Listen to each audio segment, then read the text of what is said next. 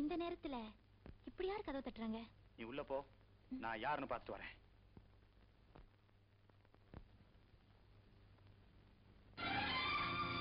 கைலாஷ், நான் வந்துட்டேன் கைலாஷ். தப்பு பண்ணிட்ட மாதவி, நீ செஞ்சது சரியில்லை. என்ன சொல்றீங்க கைலாஷ்? உங்களை பிரிஞ்சு இன்னொருத்தர் நான் கல்யாணம் பண்ணிக்க மாட்டேன். வாங்க, இப்படியே நாம 2 பேரும் எங்கேயாவது போயிடுவோம். முடியாது மாதவி, எங்க போனாலும் பணம் இல்லாம எப்படி வாழ முடியும்? சொத்து இல்லாம நீ மட்டும் வந்து